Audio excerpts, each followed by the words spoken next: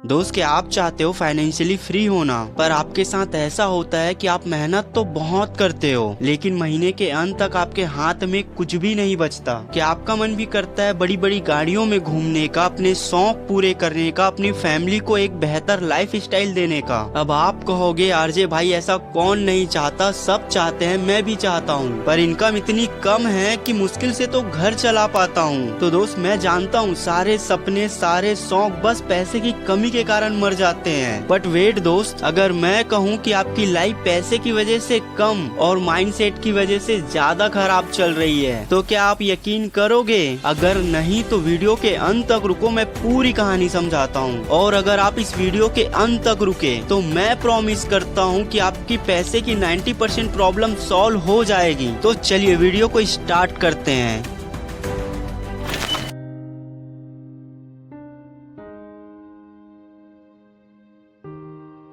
दोस्त, सबसे पहले मैं आपसे एक सवाल करता हूँ, क्या आप पूरे महीने का बजट बनाते हो? आप में से 90% लोग बजट कभी नहीं बनाते। पता है क्यों? क्योंकि आप डरते हो बजट बनाने से। अब आप कहोगे बजट बनाने से डर कैसा? रुको मैं बताता हूँ। क्योंकि जब आप बजट बनाते हो तो आपके सामने बहुत सारे खर्च सामने आते हैं। फिर आप सोचते हो मुझे तो अपने खर्च कम करने पड़ेंगे, और आप अपने ही खर्च को कम ना करना पड़े इसलिए बजट कभी बनाते ही नहीं। क्योंकि आपको तो आज में जीना है, कल की परवाह किए बिना। फिर वही कल में आपके पास पैसे की दिक्कत आती है तो आप सर पकड़कर बैठ जाते हो। दोस्त, मैं आपसे सीधे सीधे एक बात कहना चाहता हूँ, जब तक आपको पता नहीं है कि आपको जाना कहाँ है, आपको रास्ता नहीं मिल सकता। ठीक उसी तरह जब तक आपको पता नहीं होगा आपके पैसे जा कहाँ रहे हैं, उसे आप मैनेज नहीं कर सकते। इसलिए दोस्त, बजट आपको आपके खर्च कम करने के लिए नहीं, कम से कम इसलिए बनाओ ताकि आप समझ सको कि आपके पैसे जा कहाँ रहे हैं। जैसे ही आप बजट बनाओगे आपको पता चलेगा आपके कितने पैसे फालतू में खर्च हो रहे हैं, जो आपसे आपकी कल की आजादी छीन रहे हैं। अगर आप सच में इस पैसे के गेम को समझना चाहते हो तो सबसे पहले ये समझो आपकी इनकम कितनी है, आपके एक्सपेंस कितने हैं और आपके फालतू एक्सपेंस कितने हैं। इसलिए बजट बनाना बहुत जरूरी है। दोस्तों, अब चलते हैं अपने सेकेंड स्टेप पे।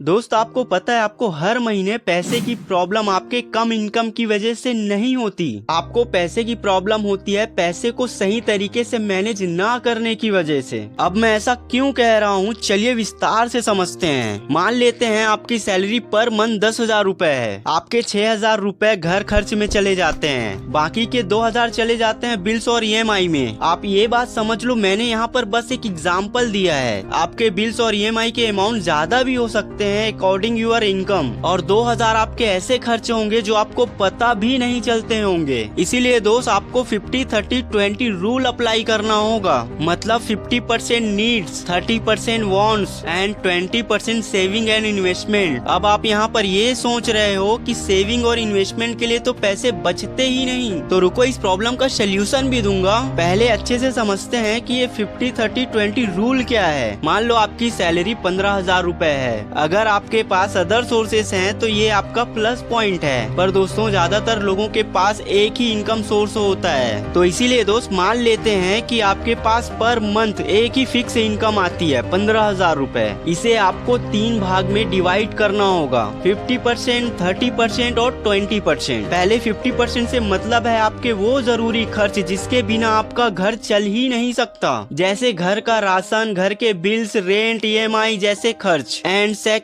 30% इनकम आप खुद को दोगे, जिससे आपको आपकी ही जिंदगी बोझ ना लगे। जैसे आपकी इनकम का 30% अपने घूमने के लिए खर्च करो, अच्छा खाना खाने के लिए खर्च करो, या अपने छोटे मोटे शौक या सपने पूरे करने के लिए खर्च करो। एंड थर्ड 20% इनकम अपने बेहतर फ्यूचर या बुरे वक्त के लिए सेविंग और इन्वेस्टमेंट करो। दोस्त, इसके लिए आप ऐसा कर सकते हो। दोस्त, अगर आपके पास अभी सेविंग बिल्कुल भी नहीं है तो पहले आप सेविंग करो, फिर जब आपको लगे कि पैसे को इन्वेस्ट करना चाहिए तो आप इन्वेस्ट करना स्टार्ट कर दो। जैसे आप SIP करा सकते हो, RD डिपॉजिट करा सकते हो या फिर PPF अकाउंट में इन्वेस्ट कर सकते हो। पर मैं यहाँ पर एक बात आपको क्लियर कर देना चाहता हूँ, अगर आप इन्वेस्ट कर रहे हो तो पूरी जानकारी लेने के बाद ही इन्वेस्ट करना, किसी भी जगह इन्वेस्ट मत कर देना, क्योंकि आपको पता ही है आज के टाइम में कितने फ्रॉड हो रहे हैं। इसलिए बिना किसी अच्छे सलाहकार के सलाह लिए बिना इन्वेस्ट ना करें तो ज्यादा बेहतर है। तो दोस्त अब आपको समझ आ ही गया होगा कि 50-30-20 रूल क्या है। मतलब अगर आपकी सैलरी 15,000 रुपए है तो आपको 50% इनकम मतलब 7,500 रुपए अपनी वो जरूरतों को देना होगा जो बहुत ज्यादा जरूरी है, जिसके बिना आप चल ही नहीं सकते। 30% इनकम मतलब 4,500 रुपए अपने आप को दो, जिससे आपको आपकी जिंदगी बोझ ना लगे। एंड 20% इनकम मतलब 3,000 रुपए सेविंग एंड इन्वेस्टमेंट में दो, ताकि आपको आपके फ्यूचर से डर ना लगे और आप अपने बुरे हालात के लिए तैयार रहें। दोस्तों यहाँ पर मुझे पता है कि बहुत सारे लोगों के मन में सवाल ये होगा कि RJ भाई इनकम तो फिक्स है, 15,000 रुपए ही आना है, पर जरूरी खर्च तो 10,000 रुपए हैं। तो ठीक है ना यार, मैं समझता हूँ आपके खर्च ज्यादा हैं और इनकम कम, तो आप 60-20-20 रूल अप्लाई करो। और अगर आपके जरूरी खर्च और भी ज्यादा हैं तो आप 75-15 एंड 10 वाला रूल अप्लाई कर लो,